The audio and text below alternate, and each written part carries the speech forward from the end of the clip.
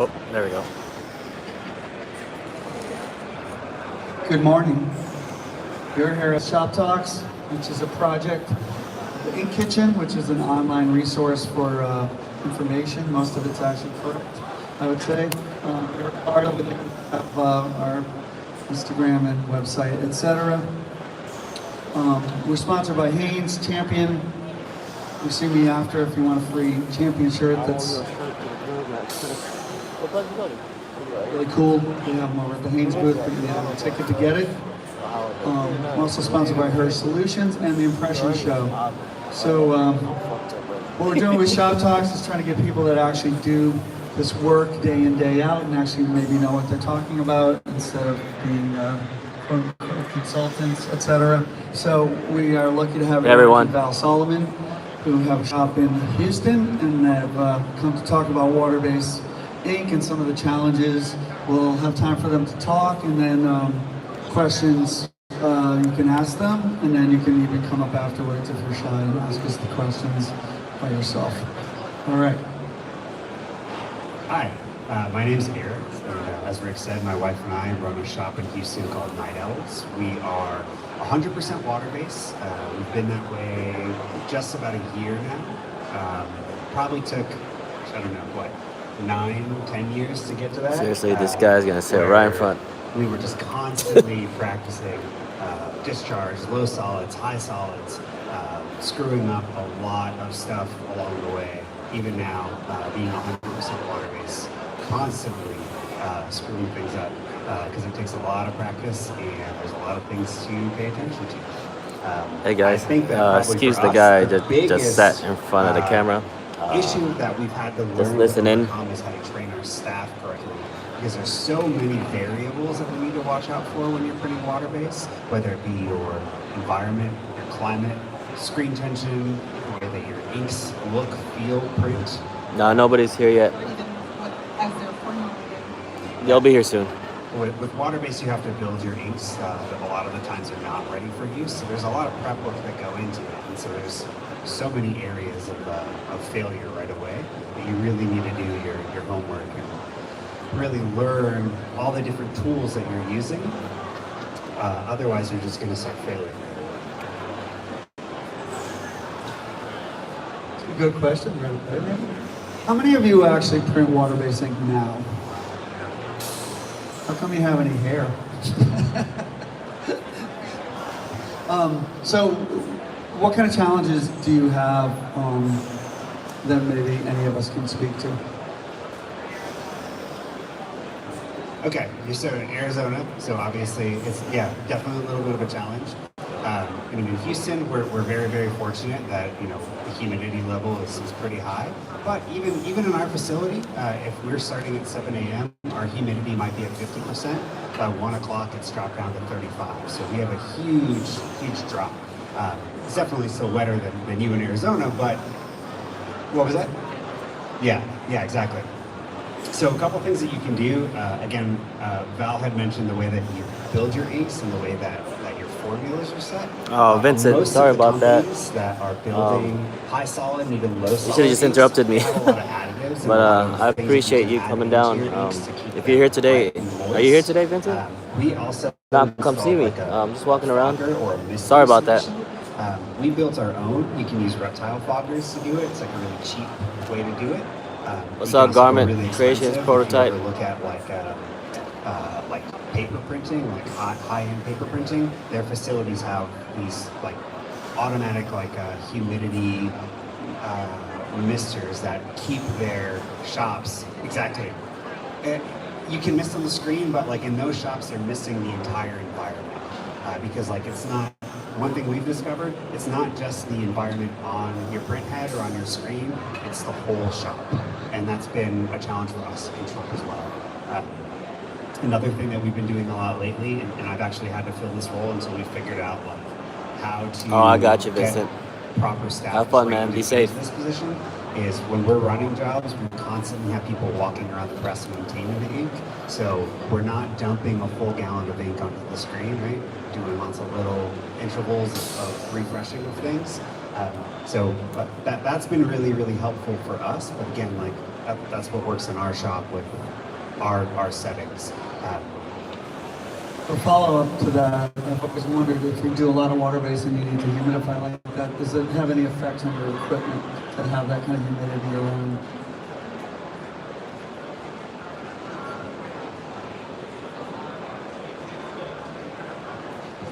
Is it? Okay, cool. We haven't found any, but we've only been doing it this way for about a year or so. So we'll see. I'm sure Rock will not be super excited to hear that, but yeah, exactly. So far, the only thing that we've seen is just a very messy press with a lot of ink from me trying to scoop ink from the 5-gallon or single-gallon container onto the screen while it's printing and missing and hitting the side of the press. Want to add anything to that?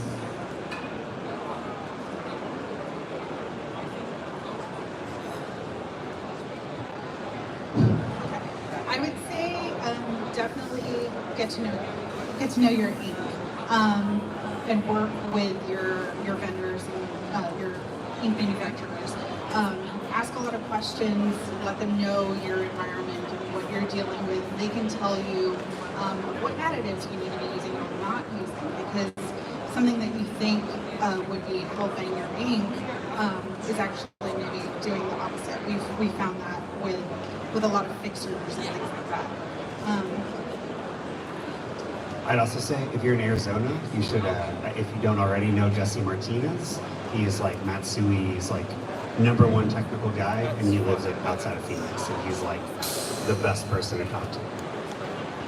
So when we were doing high solid acrylic stuff, when we were doing like photographs and stuff, we used to put a lot of retarder in, and then we have a super long dryer. Is that Hey, Jimmy. Like, Hey, Matthew. thing, or was that just work for us? Here at the ISS, Iss Shop Talk, they're talking about I would water-based say, at inks. least for us, with Matsui, mainly what we use, the retarder has been super helpful.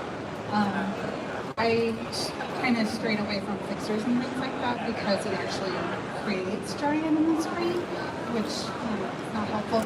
But yeah, retarders, you can. Oh, and also having like a retarder water spray bottle. You want to have that handy for like when you're getting dry and actually on the screen. Yeah, it's really helpful just to have water, not as much water bottles, but retarder water around the press, especially like when your inks start to evaporate and start to become like a little pilly and become dry. Yeah, or tacky. It really helps to rehydrate and refresh better than straight water, because when you're adding straight water, it's going to start changing the chemistry of your ink too, and that can start being a problem. Another question I know a lot of people have is, what do you do for breaks, for lunch, when you have a job and you can't finish at the end of the day? What kind of things do you do to get that through, I guess, based on the consistencies of the ink and the drying the screen issues? So for us, we are still trying to figure out the best solution for this. Pretty much like if it's the end of the day and we're in the middle of a job, our staff has to stay to print it. It's no walking away like plastisol. You just cannot do it. Yes, we still have legal sleep room. Yes. I mean, even yesterday we were printing a 10-color job and 50 pieces left. 10-color sim process, all high solid acrylic on sweatshirts. 50 pieces left. I was adding ink to our blocker base and I popped the screen at 12:30. So we rushed, we made a new screen. At that point, what our staff did is they finished the round that was on press, and then they left everything in the open position and immediately went to work cleaning the bottom and the top side of the screen. You have to clean out the ink from your open area, otherwise you will lose all halftones. You may be able to unlock it, but for the most part, it's just gonna lock right up, and you will not have a fun day. Then you'll have to take all your screens down and reset it back up. For lunch and stuff, it's kind of the same thing, unfortunately. Like if we're in the middle of a job, they need to finish that job before they can go. It's just one of those things with working with water-based, unfortunately, that we've had to train our staff, and thankfully everyone's pretty on board with it. If we're doing a really large project, we'll stagger our shifts. So one press will go to lunch, they'll come back and fill in for the people that are working on the project. No, another question is, what kind of emulsion do you use, and do you use the same one for all jobs? In our shop, we use almost all Sati products. So we've gone from Sati PHU to Sati PHU2. Now we're using Sati HR, which is essentially the same formula as the PHU. And all three we're using diazo. Again, being in Texas, we're really lucky. We can just set our screens outside for 15 minutes and they're bulletproof. We haven't done any in the past couple of months, but we've definitely done a couple of discharge jobs, 10,000 pieces, taking the screens off, putting them back up the next day, no problem. So, I mean, as long as your screens are cured correctly, exposed Matthew, correctly, I'm gonna go ask. You know, you'll get that proper cross-linking and you'll be fine. You want to show those samples that you have? Maybe the hand those around, maybe people have questions around. I think one also.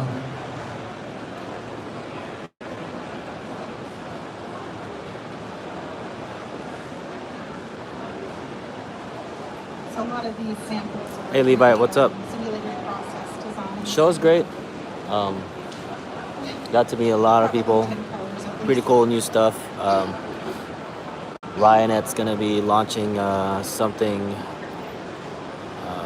relatively cool, hopefully by the end of the year. So be on the lookout for that. I can't say Well, let's anything go about around it. if anybody has questions about the here you go. of those.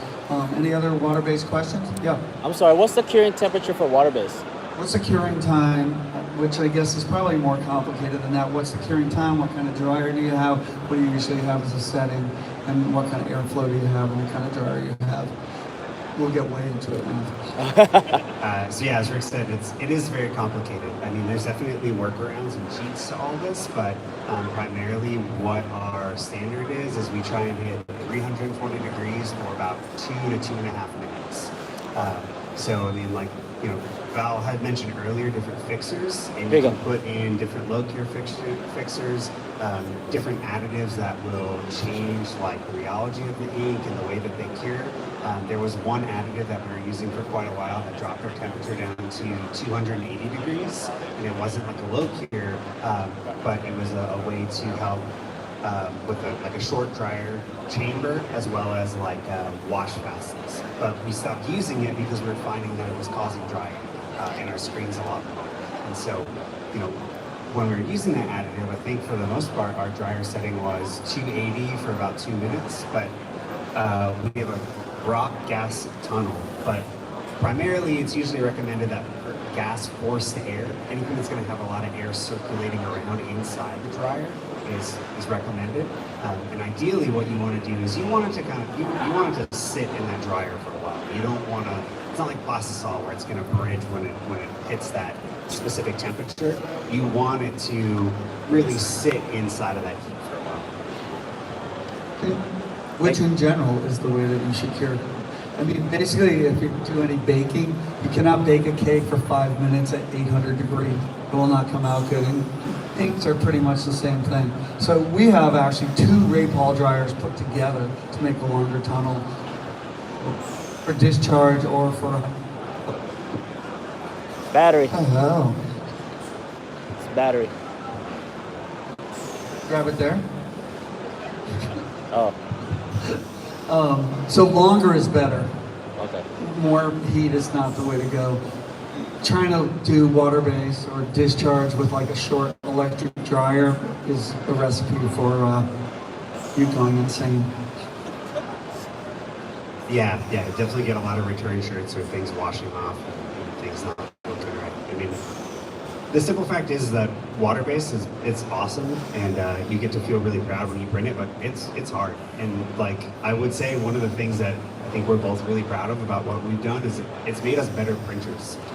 We really understand what we're doing a lot more. We still have a lot more to learn for sure, but in general, like we're able to set ourselves out from our competitors or even colleagues, like even, you know, across the country because of what we're doing, and because we're taking the time to learn it. But like, it's taken us a long time, and we're continually fine-tuning what we're doing to make it better.